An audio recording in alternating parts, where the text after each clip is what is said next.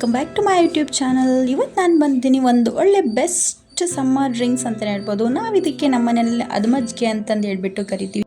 ಇನ್ನು ಕೆಲವರು ಮಸಾಲ ಮಜ್ಜಿಗೆ ಅಂತ ಕೂಡ ಹೇಳ್ತಾರೆ. ಅಂದರೆ ಈ ನಂದಿನಿ ಮಸಾಲ ಮಜ್ಜಿಗೆ ಅಂತಂದೆಲ್ಲ ಬರುತ್ತಲ್ಲ, ಅದಕ್ಕಿಂತಲೂ ಒಂದು ಒಳ್ಳೆ ಟೇಸ್ಟ್ ಇರುತ್ತೆ ಅಂತಂದು ಹೇಳ್ಬೋದು. ಈ ಬಿಸಿಲಿಗೆ ಇದಂತೂ ಒಂದು ಒಳ್ಳೆ ರೆಸಿಪಿ. ಏನಿಲ್ಲ, ಇದಕ್ಕೆ ಬೇಕಾಗಿರೋದು ಶುಂಠಿ, ಬೆಳ್ಳುಳ್ಳಿ, ಕೊತ್ತಂಬರಿ ಸೊಪ್ಪು, ಹಾಗೆ 1-2-3 ಮೆಣಸು, ಜೀರಿಗೆ, ಉಪ್ಪು, ಮಜ್ಜಿಗೆ ಇಷ್ಟಿದ್ರೆ ನಮ್ಮ ಈ ಸಮ್ಮರ್ ಡ್ರಿಂಕ್ ರೆಡಿಯಾಗಿ ಹೋಗುತ್ತೆ. ನೋಡಿ, ಈ ಥರ ಎಲ್ಲನೂ ಒಂದೇ ಮಿಕ್ಸಿ ಜಾರ್ನಲ್ಲಿ, ಸಣ್ಣ ಜಾರ್ನಲ್ಲಿ ಹಾಕ್ಕೊಂಡ್ಬಿಟ್ಟು, ಉಪ್ಪನ್ನು ಕೂಡ ಇವಾಗಲೇ ಆ್ಯಡ್ ಮಾಡಿಕೊಂಡು ಸ್ವಲ್ಪ ನೀರು ಹಾಕ್ಕೊಂಡ್ಬಿಟ್ಟು ಮಿಕ್ಸಿ ಮಾಡ್ಕೊಂಡ್ಬಿಟ್ರೆ ನಮ್ಮ ಮಸಾಲ ಮಜ್ಜಿಗೆ ಆಗ್ತಕ್ಕಂಥ ಒಂದು ಮಸಾಲ ರೆಡಿ ಆಗುತ್ತೆ.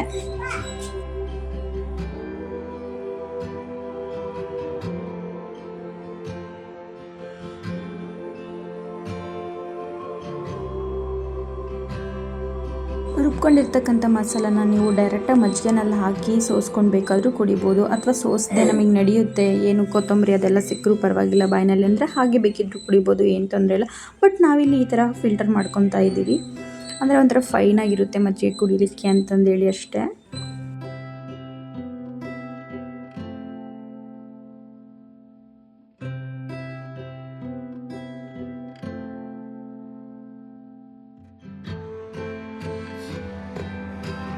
ಸ್ವಲ್ಪ ದೊಡ್ಡ ಕಣ್ಣಿನ ಜರಡಿ ಅಂದರೆ ಜ್ಯೂಸ್ ಸ್ಟ್ರೈನರ್ ಇರುತ್ತಲ್ಲ, ಅದನ್ನು ತೊಗೊಂಡ್ಬಿಟ್ಟು ಸೋಸ್ಕೊಂಡ್ರೆ ನೀವು ನಮ್ಮ ಮಸಾಲ ಮಜ್ಜಿಗೆ ರೆಡಿ ಆಗುತ್ತೆ.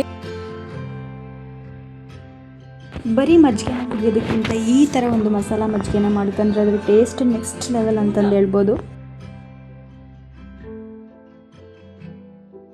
ಈ ಅದ್ಮಜ್ಜಿಗೆ ರೆಸಿಪಿ ನೋಡೋದಕ್ಕೆ ಮಾಡೋದಕ್ಕೆ ಸಿಂಪಲ್ ಆದರೂ ಕೂಡ ಟೇಸ್ಟ್ ಮಾತ್ರ ನೆಕ್ಸ್ಟ್ ಲೆವೆಲ್ ಇರುತ್ತೆ. ಆಗಿನ ಆರೋಗ್ಯದ ದೃಷ್ಟಿಯಿಂದನೂ ಕೂಡ ಇದು ತುಂಬ ಒಳ್ಳೆಯದು.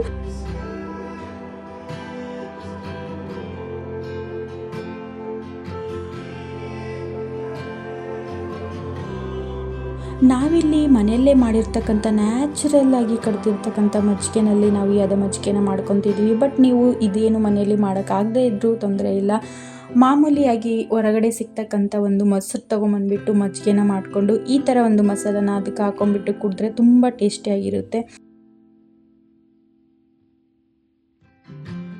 ಟೈಮ್ ಇದ್ದಾಗ ಈ ಥರ ಒಂದು ಮಜ್ಜಿಗೆನ ಮಾಡಿಟ್ಕೊಂಡ್ಬಿಟ್ರೆ ದಿನ ಪೂರ್ತಿ ಆರಾಮಾಗಿ ಬಾಯಾರಿಕೆ ಆದಾಗೆಲ್ಲ ಕುಡಿಬೋದು.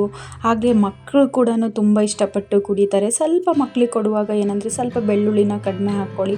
ಖಾರ ಇಷ್ಟಪಡೋರಾದರೆ ಇದಕ್ಕೆ ಬೇಕಾದರೆ ಇನ್ನೂ ಒಂದು ಸ್ವಲ್ಪ 1-2 ಕಾಳು ಮೆಣಸಿನ್ಕಾಳು ಜಾಸ್ತಿನೂ ಹಾಕ್ಕೋಬೋದು. ಹಾಗೆ ಒಂದೇ ಒಂದು ಸಣ್ಣ ಮೆಣಸಿನ್ಕಾಯಿ ಕೂಡ ಹಾಕ್ಕೋಬೋದು. ಬಟ್ ನಾವಿಲ್ಲಿ ಯಾವುದೇ ಮೆಣಸಿನ್ಕಾಯಿನ ಹಾಕಿಲ್ಲ ಬಿಸಿಲಿರೋದ್ರಿಂದ.